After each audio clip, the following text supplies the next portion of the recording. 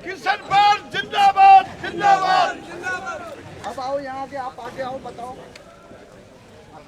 सभी को हमारी हाथ जोड़कर राम राम पूरे गांव बैरमपुर की तरफ से। जनाब, ऐसा हो रहा है कि ये जो सेक्शन नोट 3 बार नोटिस दे दिए, उसके बावजूद घर जो बसापत की जमीन है वो जबरदस्ती दी जा रही है। जो 84 से जो लोग बचे बैठे थे उनके मकान भी सेक्शन में दे रखे हैं और कौड़ियों के भाव जमीन ली जा रही है, जबकि बाजार रेट कुछ है और जमींदार को सिर्फ थोड़े से पैसे में बहका देते हैं, बाकी कुछ नहीं। आगे बढ़ो, पंचायती भूमि वापस दो।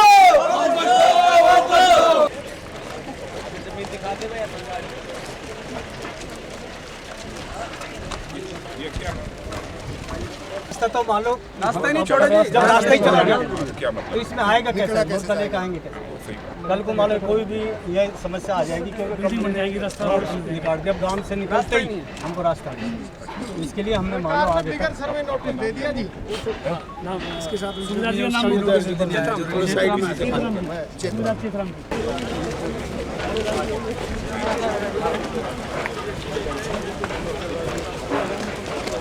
भारतीय जनता पार्टी जिंदाबाद जिंदाबाद। भारतीय जनता पार्टी जिंदाबाद जिंदाबाद जिंदाबाद जिंदाबाद।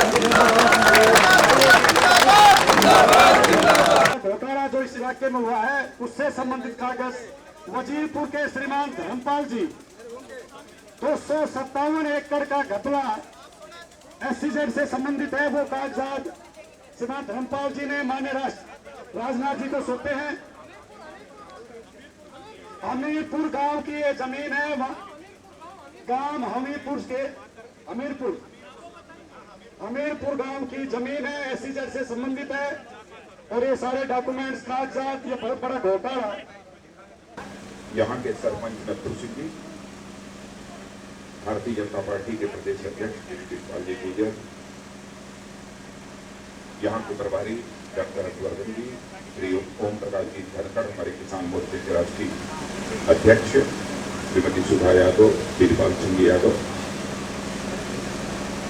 यहाँ उपस्थित मेरे सभी सम्मानित बुजुर्गों, नौजवान मित्रों, यह सबसे पहले तो जो हमारे बुजुर्ग यहाँ पर मौजूद हैं उन सबके सामने शीश झुकाकर मैं सभी को प्रणाम करता हूँ। मुझे जानकारी प्राप्त हुई कि हरियाणा में किस तरीके से धांधली की जा रही है और मैं कहना चाहता हूं कि हरियाणा में धांधली नहीं हो रही है बल्कि हरियाणा में सरेआम लूट हो रही है। अभी नथु सिंह जी ने बताया, उसके पहले हमारे धर्मपाल जी जो पूर्व सरपंच हैं यहाँ बैठे हुए हैं, इन्होंने पूरी जानकारी दी। रास्ते में जब हम लोग पैदल चल रहे थे तो कुछ महिलाएं, कुछ पुरुष, उन लोगों ने अपनी करुण गाथा सुनाई। मैं समझता हूं कोई भी संवेदनशील व्यक्ति होगा तो किसानों की यह करुण गाथा सुनने के बाद निश्चित रूप से उसका दिल पसीज जाएगा, उसका दिल रोने लगेगा। मैं इस नतीजे पर पहुंचा। मैं सच कहना चाहता हूं कि मुझे पहले यह कल्पना नहीं थी कि हरियाणा राज्य में इतनी बड़ी लूट चल रही है, यह तो मैंने सोचा भी नहीं। यहां मौके पर पहुंचकर और सारी स्थिति का जायजा लेने के बाद मैं इस नतीजे पर पहुंचा हूं कि जो पहले अखबारों में पढ़ता था कि धांधली हो रही है, तो मैं नतीजे पर पहुंचा धांधली नहीं हो रही है बल्कि यह सरेआम लूट हो रही है और सरकार बिल्कुल आंख बंद किए हुए बैठे हुए। मैं सारी घटनाओं की चर्चा नहीं करना चाहता। संसद में भी आप लोगों ने भी देखा होगा, सुना होगा, प्रारंभ से ही भारतीय जनता पार्टी यह कहती चली आ रही है कि भूमि अधिग्रहण से संबंधित संशोधन बिल संसद में जल्दी लाया जाना चाहिए। 2007 से यह सरकार उस पर कुंडली मारे बैठी हुई है। बार बार भारतीय जनता पार्टी ने संसद के दोनों सदनों में उस भूमि अधिग्रहण बिल को पेश किए जाने की मांग की और जब आज के 1 साल पहले टप्पल का कांड हुआ था अलीगढ़ में, आप लोगों को जानकारी होगी जिसमें कि 3 किसान गोलियों से भून दिए गए थे। इस मामले को संसद में मैंने उठाया था और दिन भर संसद की कार्रवाई को मैंने नहीं चलने दिया था। तो उस समय यही कांग्रेस के नेताओं ने और राहुल गांधी ने कहा था, और साथ ही साथ एक वित्त मंत्री जो हमारे भारत सरकार के प्रणब मुखर्जी ने भी कहा था कि अगले मानसून सत्र में भूमि अधिग्रहण से संबंधित संशोधन बिल संसद में पेश किया जाएगा। हम लोगों ने सोचा कि संसद में आश्वासन दिया गया है, निश्चित रूप से आश्वासन पूरा होगा ही होगा, लेकिन उसके बाद कई संसद का सत्र गुजर गया, बिल नहीं आया। फिर से हम लोगों ने मांग की है, लेकिन इस बार यह हम लोगों को जानकारी दी जा रही है, इस बार भी आना मुश्किल है, इस बार भी संसद में नहीं आ पाएगा। संसद का सत्र चल रहा है। कल जो ग्रामीण विकास मंत्री हैं खड़े होकर उन्होंने कहा कि हमने जनता का सुझाव लेना, राज्य सरकारों का सुझाव लेना हमने प्रारंभ कर दिया। हमारा यह कहना है, मैं सरकार से मांग करना चाहता हूं कि जो 31 अगस्त तक आपको सुझाव लेना है जनता का और सरकार का, तो 31 अगस्त नहीं बल्कि 15 अगस्त तक आप जनता का सुझाव, सरकार का सुझाव ले लीजिए और संसद का सत्र जो 8 सितंबर तक चलने वाला है, इसी में भूमि अधिग्रहण से संबंधित जो बिल लाना है वह ले आइए। भारतीय जनता पार्टी संसद में उसे अपना समर्थन दे। हम लोगों का ये कहना है। अब यहां पर राजीव गांधी ट्रस्ट को जिस तरीके से जमीन दी गई है उसकी बहुत विस्तार में जाकर मैं चर्चा नहीं करना चाहता।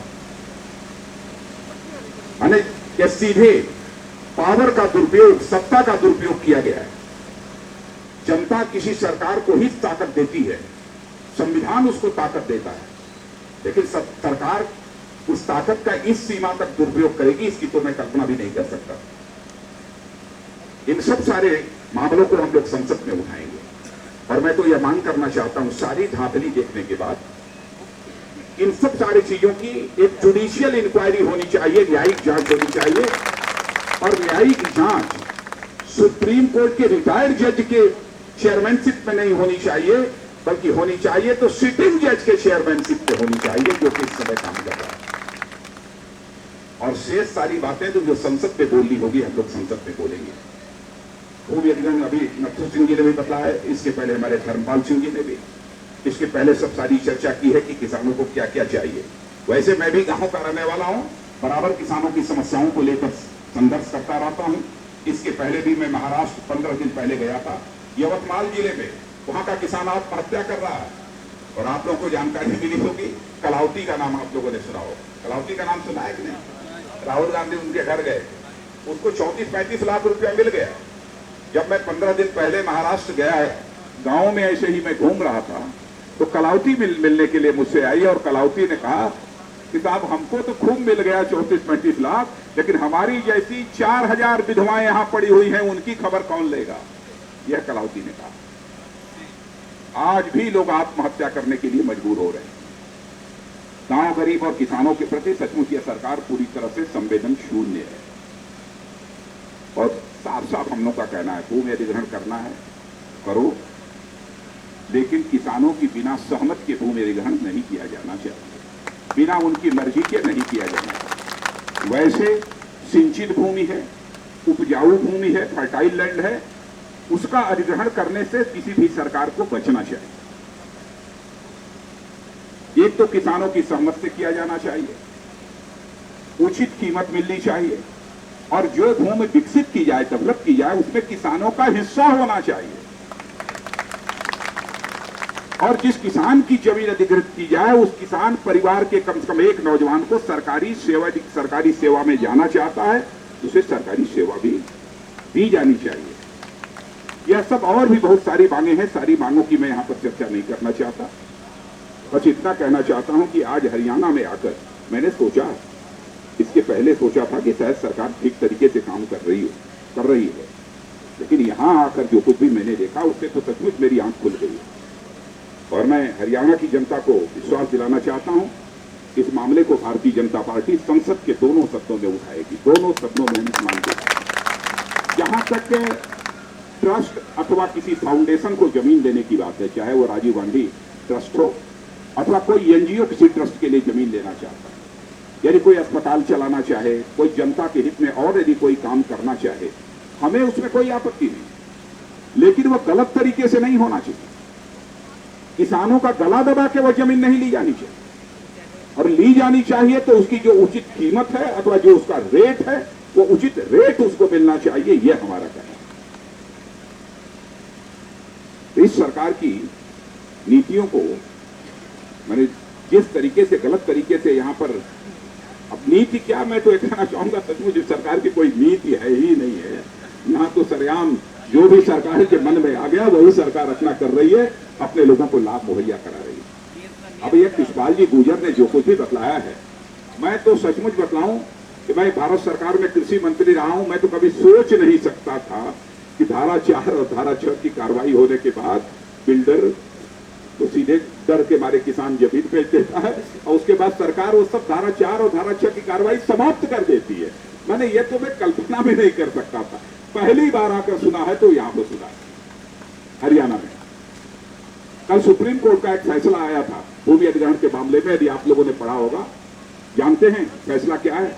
उसमें कहा है कि भूमि अधिग्रहण जो बिल है वो फ्रॉड है, धोखा है। यह मैं नहीं कह रहा हूं, यह सुप्रीम कोर्ट ने कहा, आप समझ लीजिए, धोखा है यह। और यह भी कहा है कि भारतीय जनता पार्टी का एक राज्य हमारा गुजरात है, और मैं तो कहता हूं जहां पर भी भारतीय जनता पार्टी अथवा एनडीए की सरकारें हैं, कोई जाकर देख ले, किसान को शिकायत करने का हम लोगों ने मौका नहीं दिया है।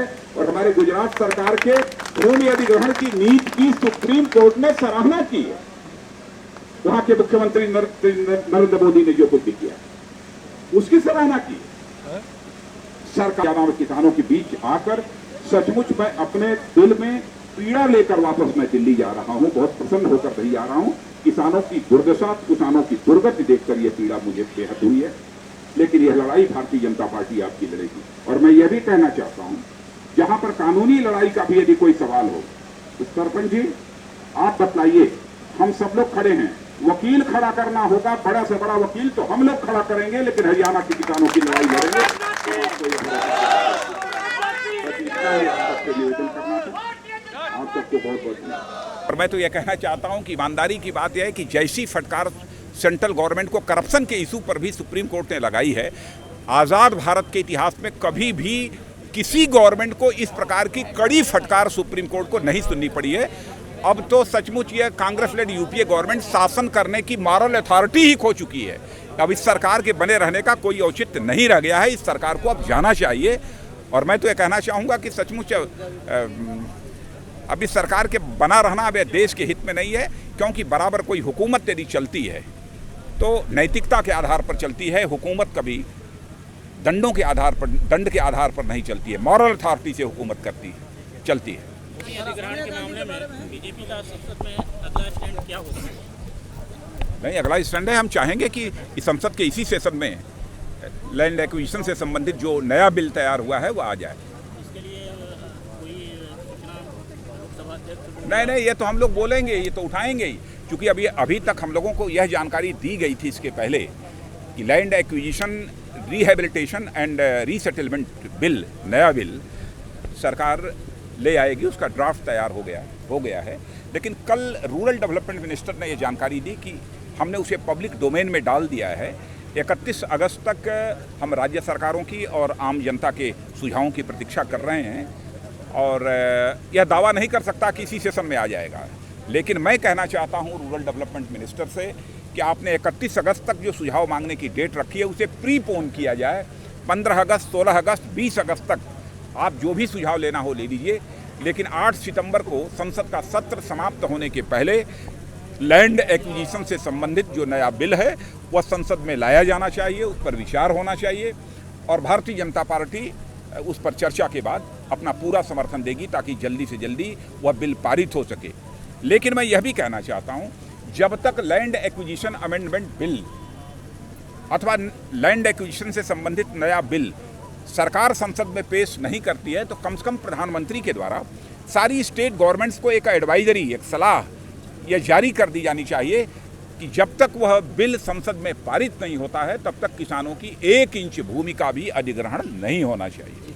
सर एक सवाल लोकपाल बिल पे सर, कल जिस तरह से टीम अन्ना ने खासकर मतलब अन्ना हजारे ने सरकारी बिल जलाया, सर बीजेपी ने कल साफ कर दिया था कि वो अन्ना हजारे को अभी भी मानते हैं और उनके साथ सहमत हैं, लेकिन सर जिस तरह से बिल जलाया गया, और क्या ये आप सर क्या बीजेपी से सही मानते हैं?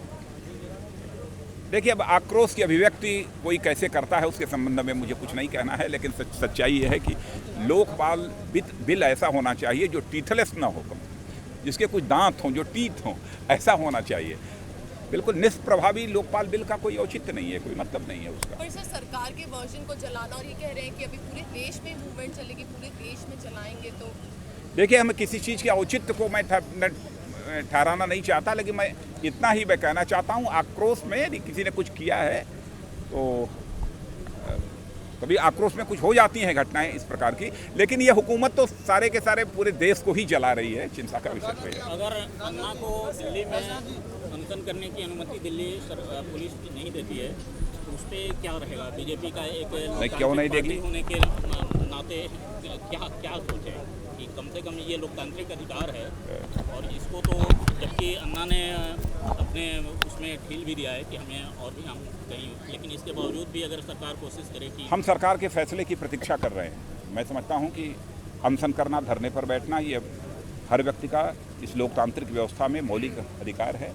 इसका हनन किसी भी सूरत में नहीं होना चाहिए। यदि इसका हनन यदि किया गया तो भारतीय जनता पार्टी संसद के दोनों सदनों में ही नहीं बल्कि बाहर भी इसका विरोध करेगी।